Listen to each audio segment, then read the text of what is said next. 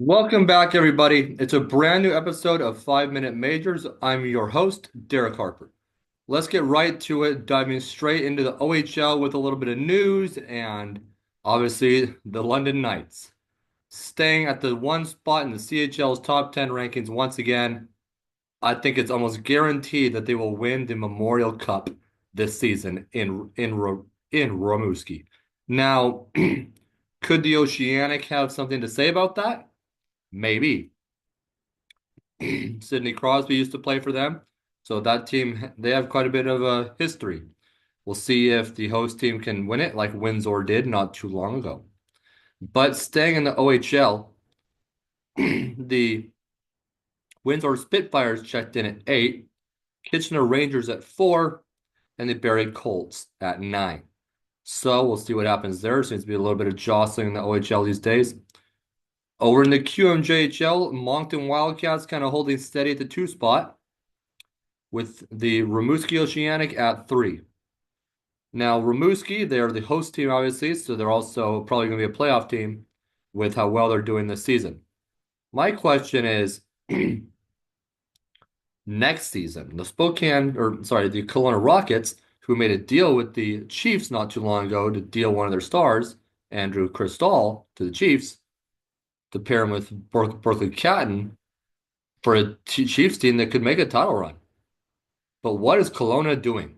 They fired their head coach not too long ago, and now they also made a few trades, obviously, but they host the Memorial Cup next season. So what are they doing? Are they going to suddenly load up for next season? Because in my mind, you want to keep a solid coach. It looks like they're tearing down, but I guess we'll only know next year. But that said, Chris Mallette, the coach that Kelowna let go, was recently hired by the OHL's Erie Otters as their new head coach. But sticking in the WHL, obviously the Chiefs are kind of in the top 10 there. Calgary as well. Medicine out at 10. The Hitmen checked in at 7 and the Chiefs at 6. So I think we're going to see a Medicine Hat and Spokane final. That's my opinion. Western final will be Everett and the Chiefs. But Victoria made the news this week, and for good reason. Alternate captain for the Royals, Cole Reshney, WHL Player of the Week, paced all WHL skaters, 4 goals, 7 assists, 11 points, 4 games. Impressive. Staying with the Royals, goaltender of the week, newcomer Johnny Hicks from the BCHL's Brooks Bandits, went 2-0 this week with a 1.50 goals against average and a 947 save percentage. Not too shabby for a guy that was playing in a junior league not too long ago. In a junior A league, that is. Now, that's not with the players. Obviously, they have a pretty solid coach. I think the Royals will be a team to watch next season. I think they could be up there in the top 10, possibly, make a deep run in the playoffs, but we'll see what happens.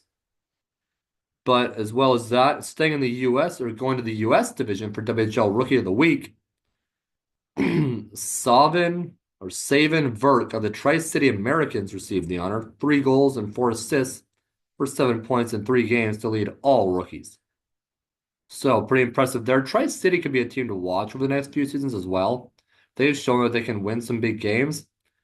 They've been in kind of a rebuild mode for quite a while now. Not sure what's going on there, but we'll see what happens in the next few seasons.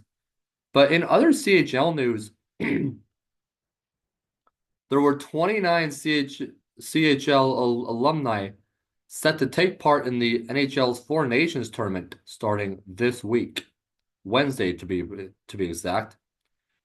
And Canada led all countries taking part with 20 CHL alumni members, followed by Finland with 4, the US with 3, and Sweden with 2.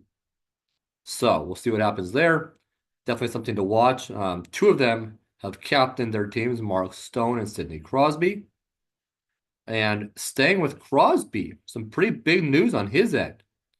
No, he's not. He is not. He's not retiring yet, but or at least any official news on that.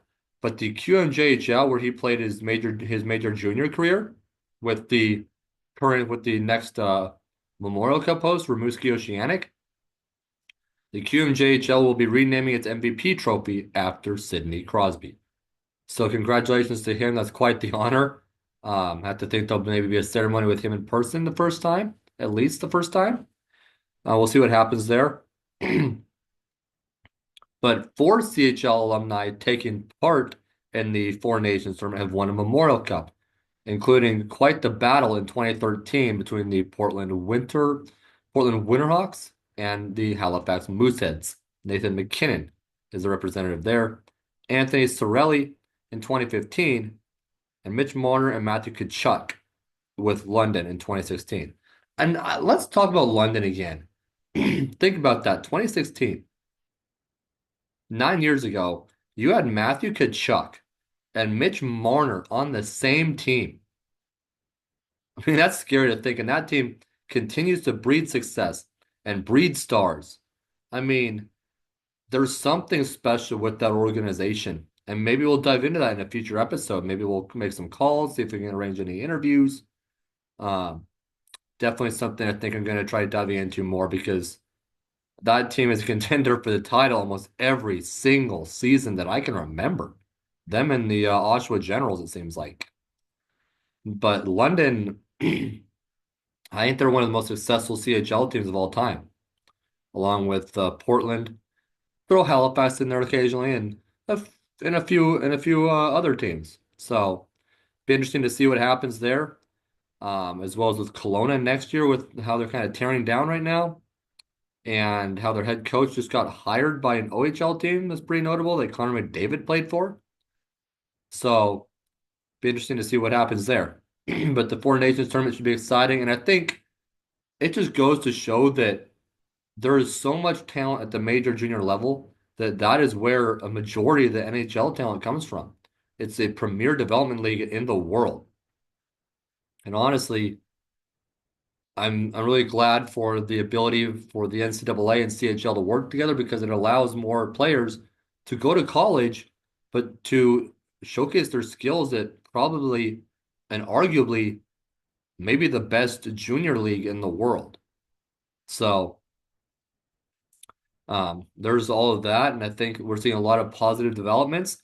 Obviously, the Kelowna Rockets are a question mark right now, but outside of that, I mean, I think we have a rising power out west. The U.S. division will be interesting. With the Winterhawks kind of retooling, they'll maybe be a second round team, I think, this year. But it'll be interesting to see how they're all like really powerful right now in the next few years.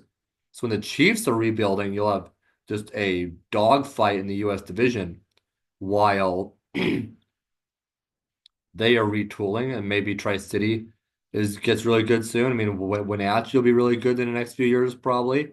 Everett and Portland, and obviously right now Seattle's kind of at the bottom, but they've shown that they can rebuild pretty fast. So I think it's gonna be really fun to watch the WHL and keep a watch on London as well, and Oshawa, and maybe Calgary.